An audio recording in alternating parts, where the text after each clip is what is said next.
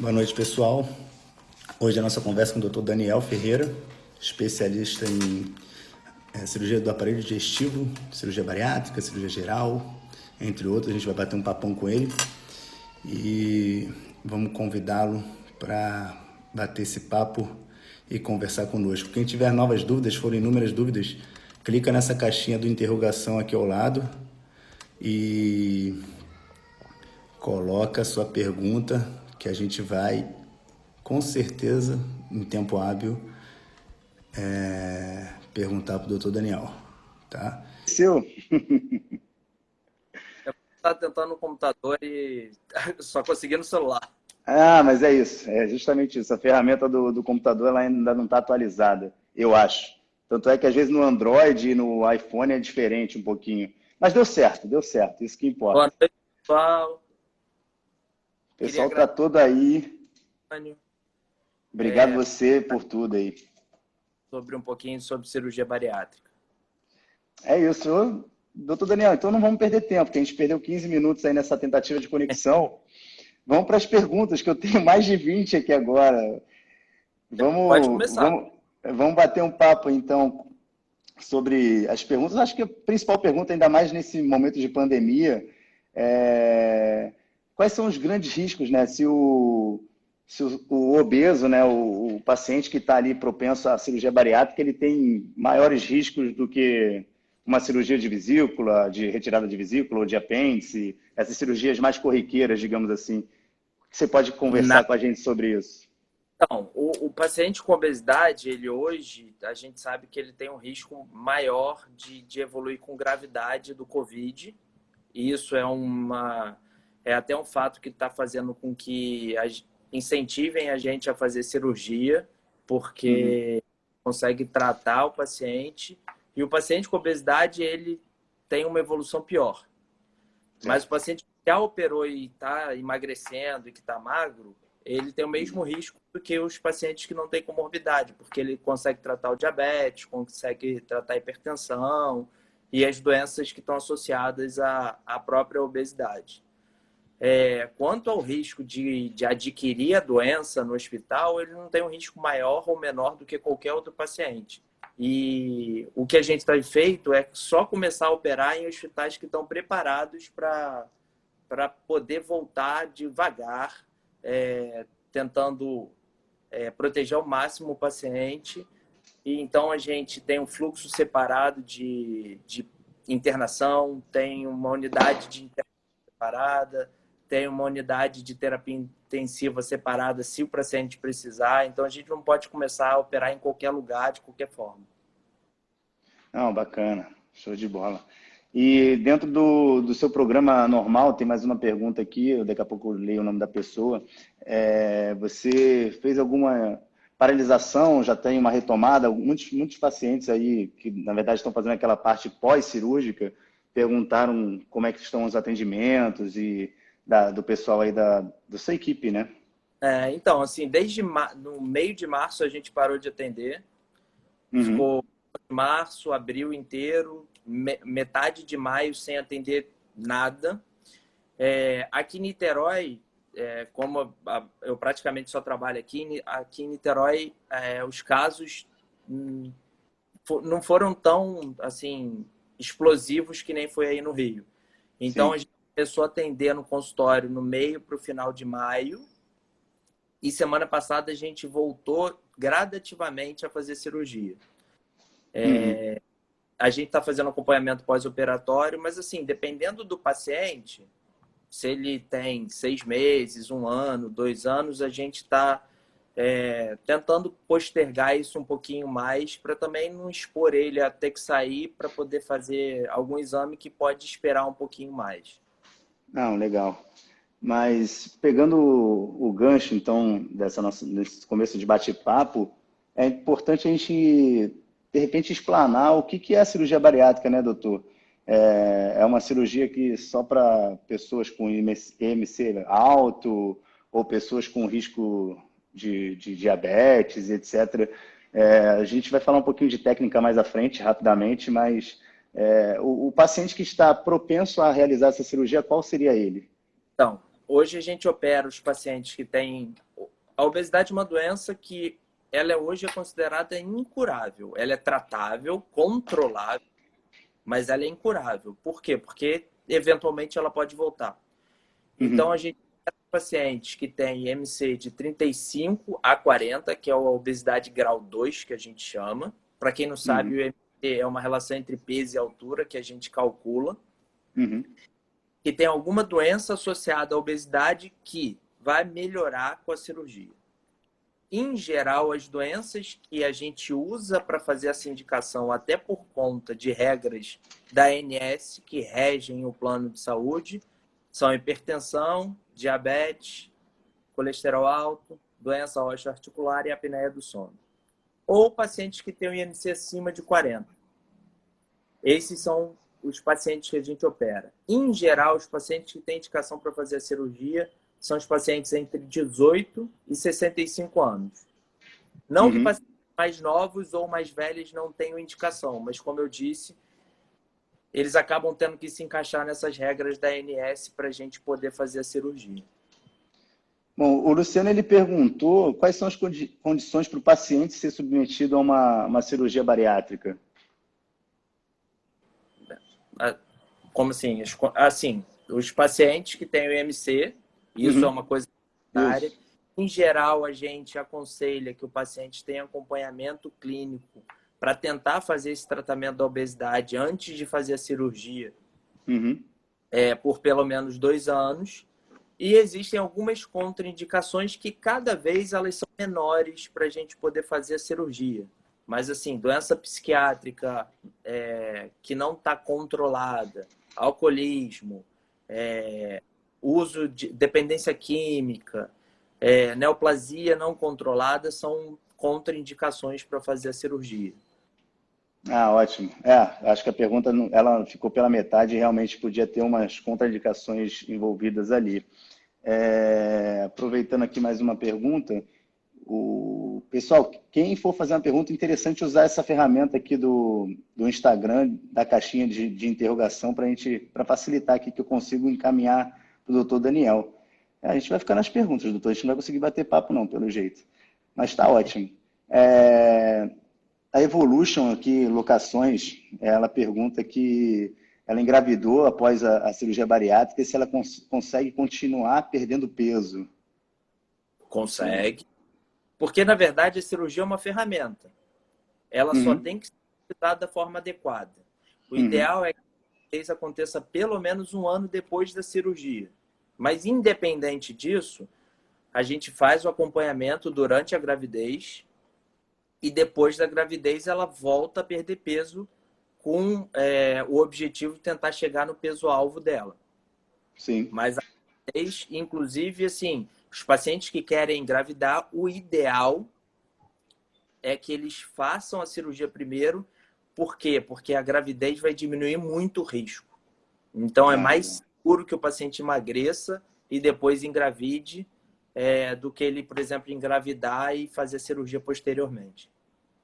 Aproveitando a pergunta do Edson, que existem 2 técnicas principais, né, para a cirurgia bariátrica, que a gente entende um pouco devido ao trabalho aí, mas quem decide essa técnica? O paciente ele chega no seu consultório já querendo uma técnica específica, ou você avalia as condições? Você consegue explicar para a gente como é que é feito esse processo de avaliação de qual tipo de técnica você vai tomar porque cada indivíduo tem sua particularidade, né? Então, hoje a gente faz 2 técnicas. O bypass, que é no estômago e no intestino, e a gastroscopia vertical, que mexe só no estômago e transforma o estômago num tubo. Em geral, hoje o paciente chega no consultório querendo algum tipo de cirurgia. Porque um familiar fez, porque o amigo fez, porque ele leu, porque ele viu alguém elogiando ou alguém criticando a outra. Em geral, o paciente já chega com alguma técnica na cabeça. Eu gosto muito de tentar ouvir o que o paciente quer,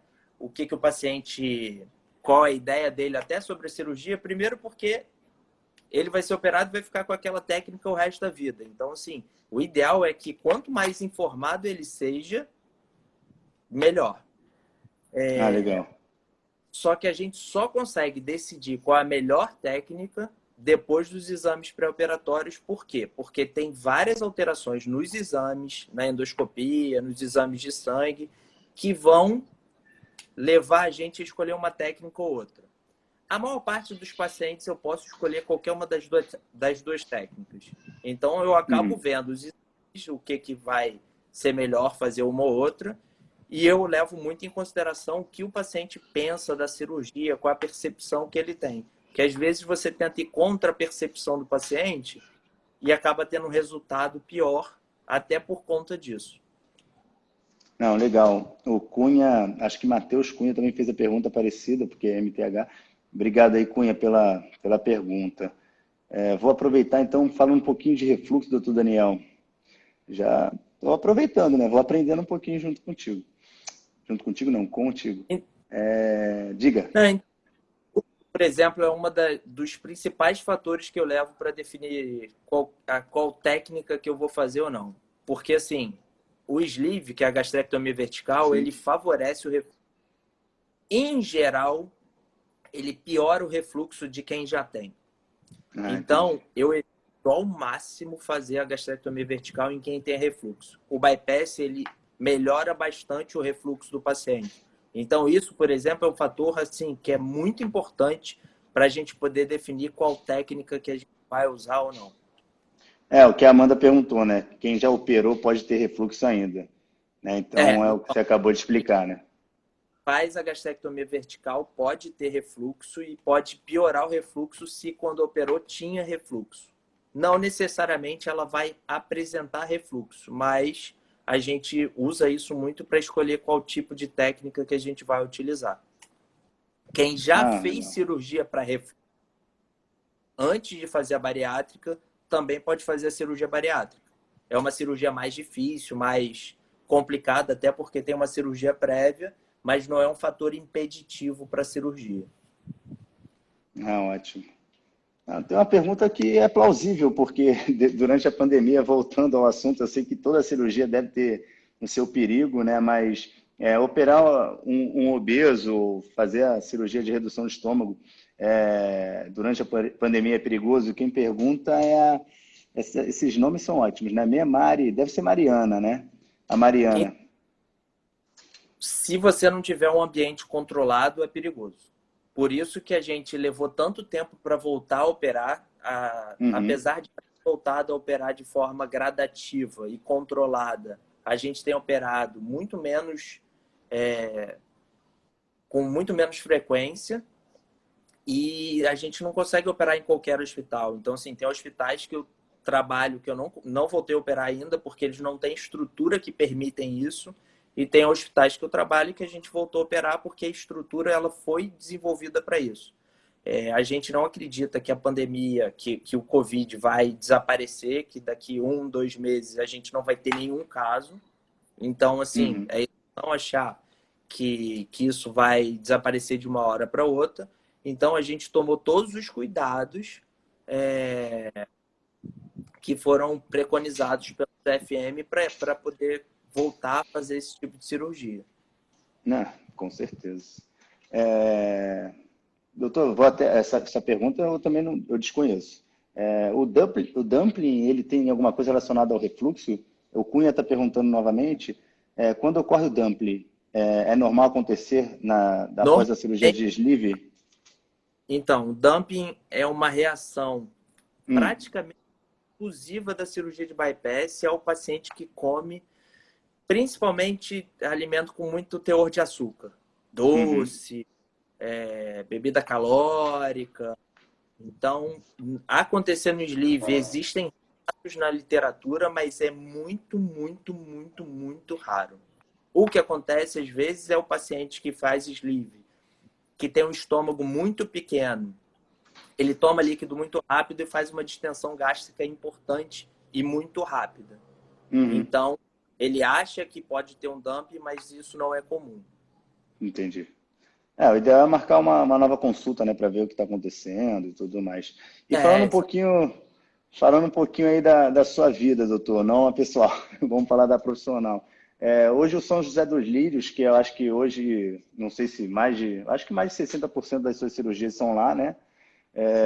Ele já está apto a ser, a rotina já voltou ao normal? Você tem como Ainda, atualizar a gente? a gente ainda não voltou a operar lá. Aham. A aposta é que a gente volte a operar lá no início agora de julho, que Ah, eles já legal. fizeram separado, o Aham. hospital descontaminado, estão fazendo algumas obras que são obrigatórias pelos órgãos de saúde. E a ideia é que a gente volte a operar lá agora no início de julho. Tá. Legal. Pessoal, é importante me ajudar e ajudar o doutor Daniel colocando a pergunta aqui na caixinha de interrogação. As perguntas vão rolando aqui e eu acabo me perdendo. Mas essa do São José dos Lírios foi uma pegada que a gente conseguiu. E existe um plano de expansão, doutor Daniel, para a clínica? Como é que vocês estão vendo aqui, fugindo um pouquinho da pandemia, fugindo um pouquinho da cirurgia, falando sobre o futuro? Doutor Daniel se vê daqui 5? Eu sei que hoje você está bem estruturado dentro de Niterói, junto com a equipe multidisciplinar. De repente é legal você comentar um pouquinho, como você falou agora há pouco, o paciente da cirurgia bariátrica, o paciente obeso, ele é inoperável, né, ou incorrigível, não lembro qual Não, foi a palavra que você usou. Inecurável, exatamente. E eu acho que a equipe multidisciplinar é super importante nessa parte, né? O pós-cirúrgico e o pré-cirúrgico, ele é muito, muito importante, que às vezes a gente não dá o valor, né? A gente acha que vai fazer a cirurgia, legal, e vou continuar meus hábitos antigos e não vou mudar meus hábitos, e isso acaba tendo um reganho de peso, que eu tenho inúmeras perguntas sobre reganho de peso, por isso que eu queria entrar nesse mérito. então, assim, existem vários trabalhos que mostram que o acompanhamento com a equipe multidisciplinar é uma das principais fontes de sucesso da cirurgia. Então, assim, Uhum, é excepcional, é essencial. Então, a gente não pode deixar de fazer o acompanhamento. O acompanhamento, quando eu digo para os pacientes, o ideal é que ele seja feito para o resto da vida, nem que ele volte lá uma vez por ano. Tem paciente que eu operei há 6, 7 anos atrás que volta lá uma vez por ano só para me ver e falar que está tudo bem. uhum. Então, assim, isso é o ideal. Não é o que sempre acontece. Boa parte das vezes o paciente volta quando tem algum problema. Ou quando volta a ganhar peso, ou quando apresenta, por exemplo, cálculo na vesícula. Mas o acompanhamento é essencial. A gente tem algumas nutricionistas, psicólogos e endócrinos que trabalham com a gente, que participam do nosso pré-operatório, e aí depende, às vezes, do tipo de convênio, do lugar que o paciente vai. Uhum. Então, isso daí depende de múltiplos fatores, mas o acompanhamento é essencial. Não, show de bola. É, a Frava, ou o Frava, como é um casal na foto, eu não consigo desvendar. Passado um câncer, pelo que eu entendo, o câncer já foi curado, já foi controlado e tudo mais. É contraindicado operar o estômago, a redução do estômago? Depende do tipo de câncer, até porque, assim, se foi um câncer gastrointestinal, mexeram, por exemplo, no estômago, vai mudar o tipo de cirurgia que a gente vai fazer. Mas a obesidade hoje é uma causa, é um fator predisponente muito importante para vários tipos de neoplasia maligna. Uhum. Então, hoje é indicado que a gente faça cirurgia nos pacientes que tenham controle da doença. Então, assim, paciente com câncer de mama controlado, câncer de endométrio. Então, assim, depende muito da doença, mas isso não é mais uma contraindicação. É preciso que o câncer esteja controlado. Não, legal.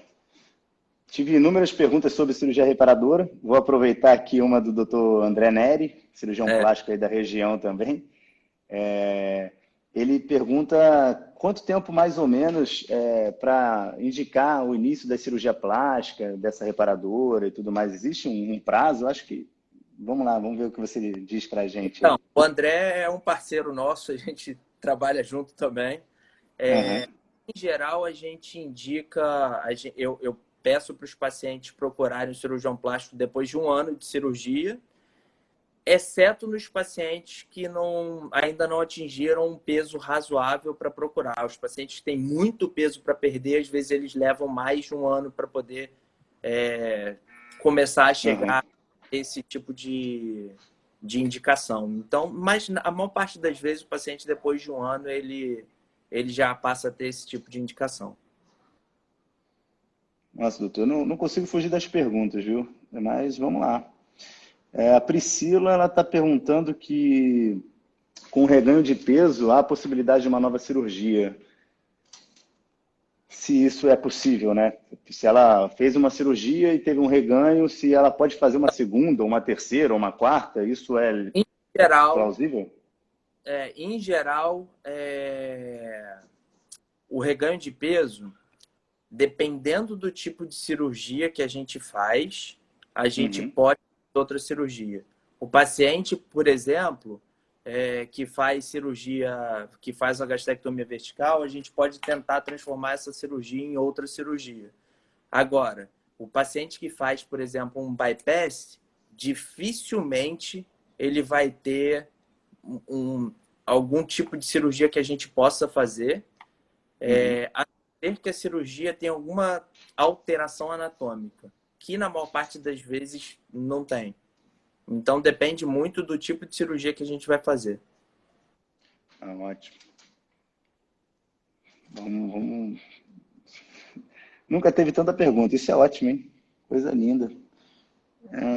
A Geudara Mori, acredito que seja um nome composto ou um sobrenome. Qual a validade dos exames pré-operatórios? Isso é legal para o momento atual, né, doutor? Saber se o exame que ela fez, de repente, no início da pandemia ainda é válido, se ela tem que refazer o exame, e até mesmo cirurgias já autorizadas através tem material, né, o APME, e também tem a cirurgia em si. Isso é bem legal, é uma dúvida constante nesse retorno agora de pandemia, que a gente acredita que a gente está numa retomada, né? Então, na maior parte das vezes, a gente acaba esperando 6 meses os exames. Assim, num paciente, por exemplo, que tem muita alteração no exame, num paciente que é um difícil controle, esse tempo cai bastante. Mas na maior parte das vezes, principalmente se os exames não tiverem muitas alterações, a gente espera 6 meses. A gente considera como 6 meses a validade do exame.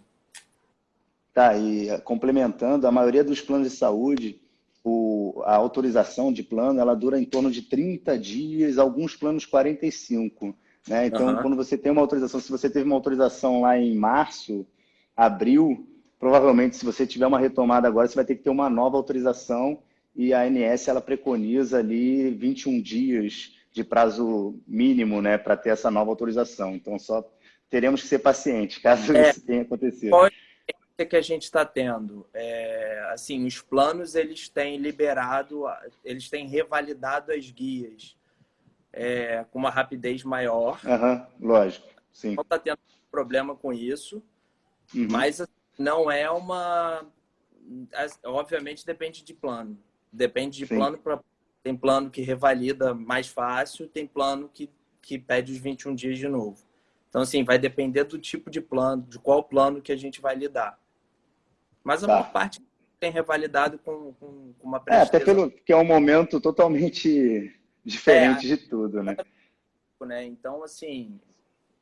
A gente nunca passou por isso. Eu também não posso te falar que, assim, eu tenho muita experiência porque a gente operou poucos pacientes. Não, legal. A Michelle, ela pergunta se a gente está deixando gravado. Michelle, vou aproveitar. A gente deixa gravado na página da Real Médica, no GVTV, lá do Instagram, e também tem o YouTube da Real Médica. Se você quiser rever a live ou indicar para os amigos, fique à vontade e consegue ver tudo que a gente conversou aqui. A gente pode até programar algo para frente, tá? Aproveitar que a Márcia colocou aqui nos comentários, a endoscopia que fiz em março ainda serve como exame? Serve, né? Você acabou de... A gente usa sem problema. Legal. Uma dúvida que Sim, muito. Diga.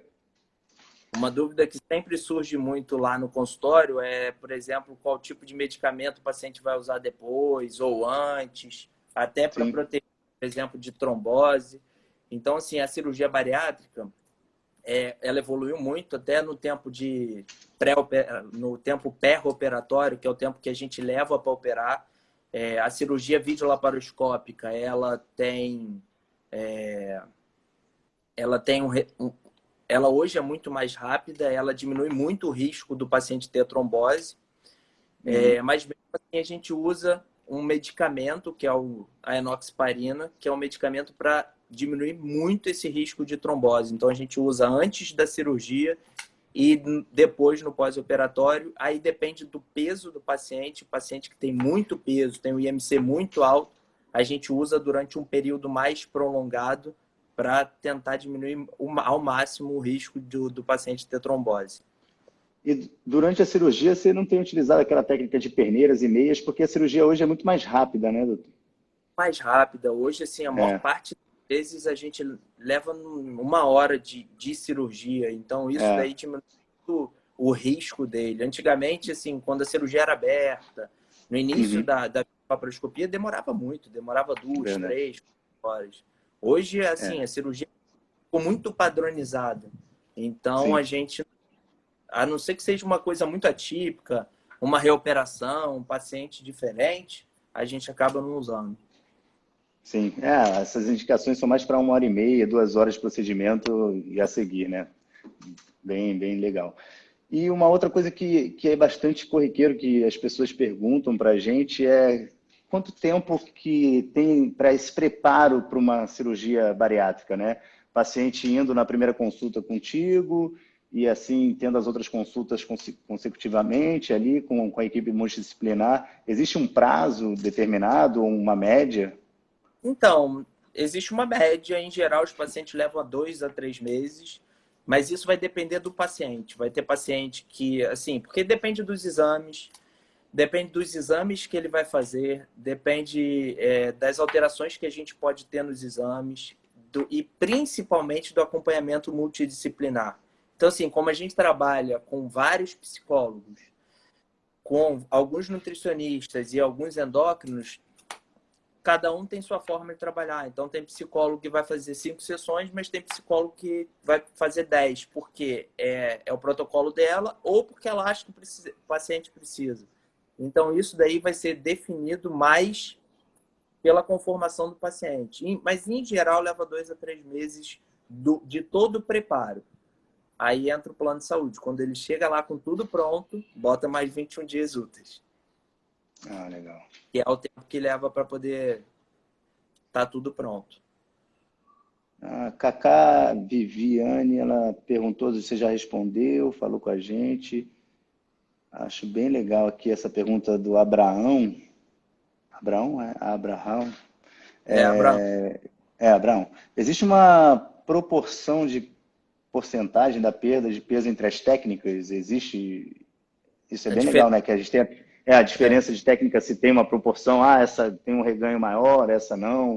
Então, em geral, o bypass ele faz o paciente perder peso com uma velocidade um pouco maior no início. E também, em geral, o sleeve ele está relacionado a um reganho maior. Principalmente porque o paciente tem uma facilidade maior de comer, tomar bebida calórica ou comer doce, quando no bypass uma parte dos pacientes acabam não conseguindo fazer isso. Legal. Mas isso, o reganho, na maior parte das vezes, é para uma má alimentação, um retorno de hábitos ruins do paciente. Então, assim, isso não vai depender basicamente da técnica, vai depender muito mais do paciente do que da técnica. Não, com certeza. Essa mudança de paradigma é muito complicada, né, para a gente ser humano. Semana passada a gente fez uma live falando com um educador físico sobre hábitos e tudo mais, e é algo bem difícil para a gente, né? É bem complicado. A Cacá, ela faz uma nova pergunta aqui, e é bem legal, quanto tempo você tem que ficar internado no hospital pós-cirúrgico, se você precisa de CTI, e esse pós-operatório, se você pode voltar a trabalhar depois de um determinado tempo, como é que funciona essa parte, doutor? Hoje a gente interna o paciente num dia, opera ele. Na maior parte das vezes a gente opera à tarde, tem 2 dias que a gente opera pela manhã. mas opera o paciente e dá alta no dia seguinte. 99% dos pacientes eles não vão para o CTI por diversos motivos, porque hoje não é mais necessário, na maior parte dos pacientes, a gente só manda o paciente para o CTI, um paciente que tem uma doença importante, uma apneia do sono grave, uma doença cardiovascular importante. Então, assim, a gente não usa terapia intensiva, o paciente vai para o quarto, 4 horas depois de ir para o quarto, ele vai andar no quarto, vai no banheiro sozinho, vai passear no corredor, e no dia seguinte de manhã a gente dá alta. A maior parte dos pacientes, eles retornam ao trabalho, suas atividades, com uns 15 dias. Mas aí depende do paciente. O paciente, por exemplo, a gente já operou alguns policiais que tem que fazer esforço, tem que pegar peso, tem que correr, e em geral a gente pede para eles voltarem com 30 dias. Mas a maior parte dos pacientes com 15 dias consegue voltar bem ao trabalho. Bacana. E esse reganho de peso, aproveitando a pergunta da Vilma Machado, é porque o estômago ele cresce de novo? É isso que acontece? Então, não. Tem muita gente que acha que o estômago cresce porque o paciente ele consegue comer mais. Mas, na verdade, não é porque o estômago cresce, é porque ele vai se adaptando àquilo. No início, ele tem uma dificuldade importante de comer, porque o estômago ele fica demasiado, até por isso que a gente vai progredindo a dieta com muito cuidado e gradativamente o paciente ele vai se acostumando e se adaptando a comer. Então, assim, não é porque o estômago cresce, o reganho é pela má alimentação mesmo. Entendi.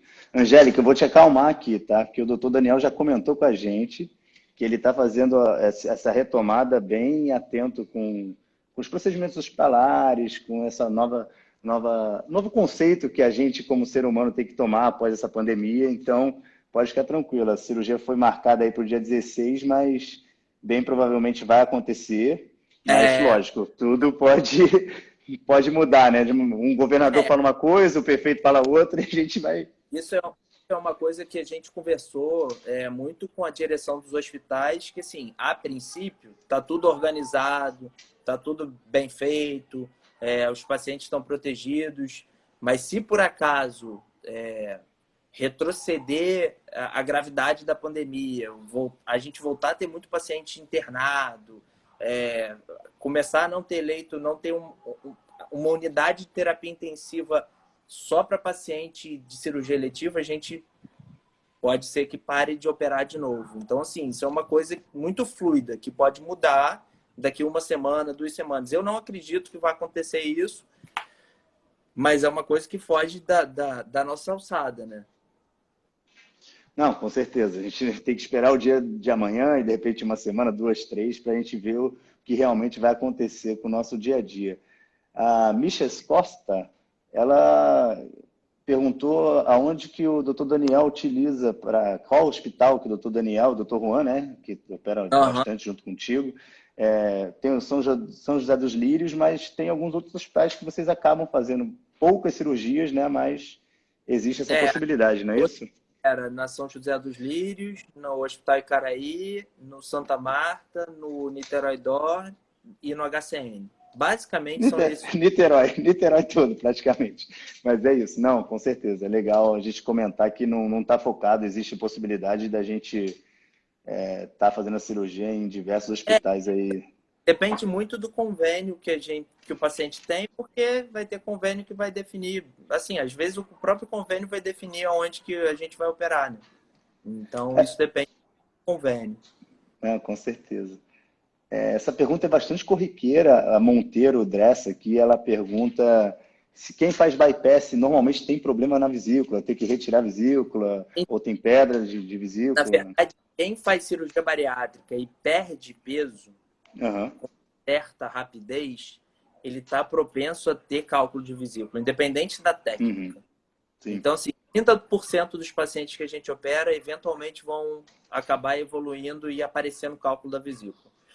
Isso é um dos motivos que no pós-operatório, depois de 6 meses a 9 meses, a gente acaba fazendo ultrassom para poder dar uma olhada nisso Mas existe essa possibilidade e, se for necessário, a gente faz a colecistectomia mais para frente. Ah, com certeza. Tem inúmeras perguntas aqui, doutor, não tem como eu mensurar, mas sobre anti-inflamatório pós-cirúrgico, sobre algumas... o anti-inflamatório mesmo, eles comentaram aqui Pode qual usar ou tipo não? de... Exatamente, exatamente. Então, assim, o paciente que fez bypass, a junção entre o estômago e o intestino, ela é muito suscetível, é muito frágil, a Uhum, principalmente dois tipos de coisa, anti-inflamatório e cigarro. Então, assim, sim. por exemplo, gente que operou a coluna e usa anti-inflamatório cronicamente, Uhum. é um tipo de paciente que ele não vai se dar bem em fazer um bypass. Paciente que é tabagista, que mesmo que vá parar para poder fazer a cirurgia, você acha que ele não vai conseguir parar de fumar permanentemente? Ele não é um paciente bom para fazer bypass. E isso é das coisas que a gente usa para tentar definir qual tipo de cirurgia que a gente vai fazer. Tem essa pergunta que 5 meses de operada tem a possibilidade de hipopilore voltar? Do H. pylori voltar?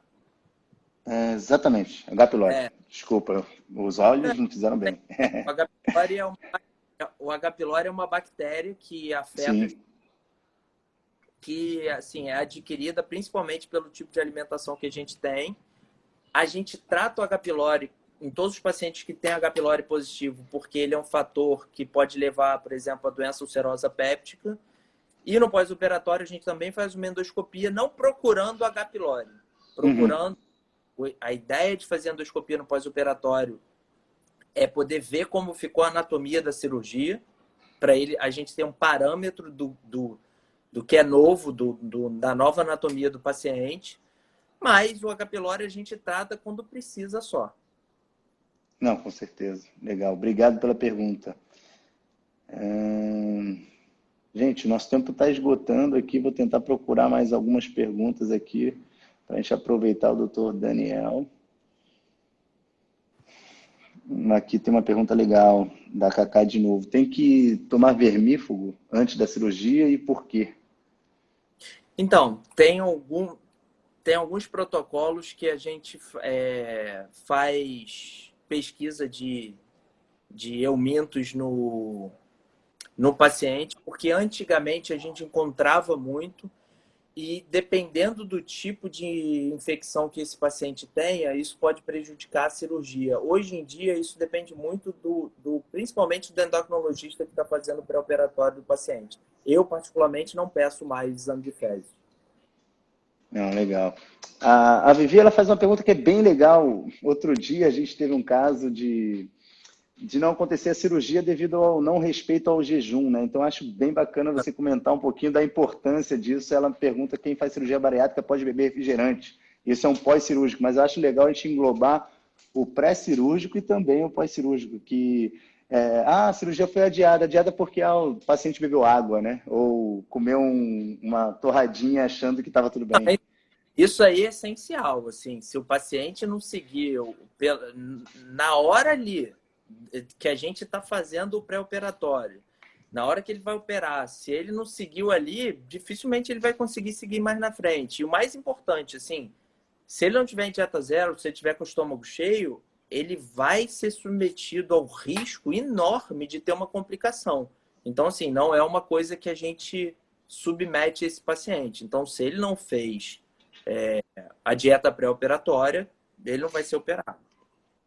Não, com certeza. O refrigerante, o ideal é que ele não tome, por diversos motivos. Primeiro, que é uma bebida gasosa, então como o estômago fica muito menor, ele pode ter uma dilatação gástrica aguda, que é uma sensação muito ruim. O paciente se sente muito mal e o paciente passa mal. E porque o refrigerante, mesmo sendo diet, por exemplo, ele tem muito sódio, então é ruim para o paciente. O ideal é que ele não tome refrigerante. Tem vários pacientes, como a Vivi, por exemplo, é uma paciente minha Uhum. que toma refrigerante, mas o ideal é que não tome. É ideal. Aproveitando o mérito então do pós-cirúrgico, o Carol Roucas, ou Roucas Carol, usa remédio controlado, ele tem que parar, ou ela tem que parar no pós-operatório de continuar com esse Então, remédio? Como é que funciona? na maior parte das vezes a gente não para nenhum remédio. Assim, depende do remédio. Tem alguns remédios que eles têm efeito com o anestésico que a anestesista usa, então realmente a gente acaba não usando. Mas a maior parte dos remédios, assim, paciente que toma remédio para depressão, paciente que toma remédio para transtorno bipolar, eles voltam a tomar. Os pacientes conseguem voltar a tomar o remédio. Se for em comprimido, por exemplo, esse remédio ele vai ser macerado. Uhum. Então, na maior parte das vezes. Não, legal.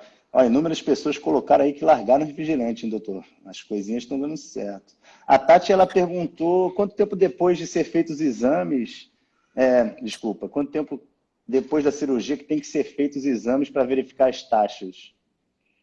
Então, como é que a gente faz? A gente faz, inicialmente, tira os pontos, com um mês e meio, Uhum, o paciente volta no endocrinologista para poder fazer os exames de sangue. Com 3 meses ele volta de novo, com 6 meses ele volta novamente, com 9 meses e com 1 ano. E aí, uhum. gradativamente, passa. Obviamente, se não tiver nada de alterado, ele passa a vir uma vez por ano no cirurgião e fazendo acompanhamento com endocrinologista, com nutricionista e com psicólogo. Não, legal. Essa pergunta aqui é bem pertinente da Heráclita. Senhorita Heráclita. O plano de Uhum. saúde ele pode recusar uma cirurgia com um paciente acima de 35? Existe essa possibilidade? Já que está meio que preconizado? Então, as regras da ANS são o seguinte: o paciente que tem de 35 a 40, com as 5 doenças que eu falei no início, hipertensão, diabetes, apneia do sono, doença Uhum, osteoarticular, hérnia de disco, artrose no joelho, esporão calcâneo e dislipidemia, que é colesterol alto, triglicerídeo alto, esse paciente tem indicação de operar. E o paciente com mais de 40 de índice de massa corporal. legal. Só que o paciente que faz plano de saúde, dependendo do tipo de plano de saúde, tem alguns planos que consideram a obesidade uma doença pré-existente. Então, se você tiver obesidade quando você fizer o plano, você tem que esperar 2 anos para poder fazer a cirurgia. E aí você vai ter que ver, assim, depende do plano. Mas pela ANS, eu tenho plano há 5 anos, tenho 37 de MC e hipertensão. O Uhum. plano nunca vai negar a cirurgia. Então, Não, assim, eles legal. ação. Então, isso daí é uma coisa que a gente não tem muito problema, assim, nesse sentido. A Cristiane colocou uma pergunta agora que a gente falou do refrigerante. Está relacionado à bebida alcoólica também, pós-cirúrgica? Você pode voltar a tomar ou continuar tomando? Não é que seja completamente contraindicado, mas o ideal é que o paciente pelo menos diminua bastante. Primeiro, que ele absorve o álcool muito mais rápido. E segundo, que bebida alcoólica é muito calórica. Uhum. Sim, isso, como o estômago é muito pequeno, às vezes tem paciente, por exemplo, que ao invés de comer, acaba tomando cerveja porque fica muito cheio. Então, isso é ruim. Então, a gente aconselha o paciente a evitar ao máximo a bebida alcoólica. Não, sensacional. Doutor Daniel, a gente está chegando ao fim do nosso tempo. O Instagram, ele, em 1 hora, ele encerra a live, ele joga para o alto e expulsa a gente praticamente. Então, é interessante a gente agradecer aí o pessoal que passou Não, por aqui. Muita gente perguntando para a gente fazer uma nova live e tudo mais, isso é ótimo. Os carinhos que desejaram aqui junto das perguntas, elogios e tudo mais, eu não consigo repassar, mas vou tentar repassar via Instagram depois tudo isso para você e tem algumas outras perguntas, de repente a gente faz um bem bolado de conseguir responder. E, pessoal, como eu falei, essa live ela fica gravada aqui no Instagram, no IGTV, e também fica gravada no YouTube da Real, e a gente vai seguindo, e de repente a gente marca uma nova oportunidade. Foi um papo muito rápido, passou ligeiro demais, e é isso, doutor. Eu só te agradeço, obrigado pelo pronto tá, atendimento aí, digamos assim, né? Que você de imediato aceitou conversar com a gente, tirar todas essas dúvidas. E é contigo as palavras finais aí. Queria agradecer a oportunidade, queria agradecer todo mundo que entrou aqui para poder ver a gente e as pessoas que fizeram a pergunta.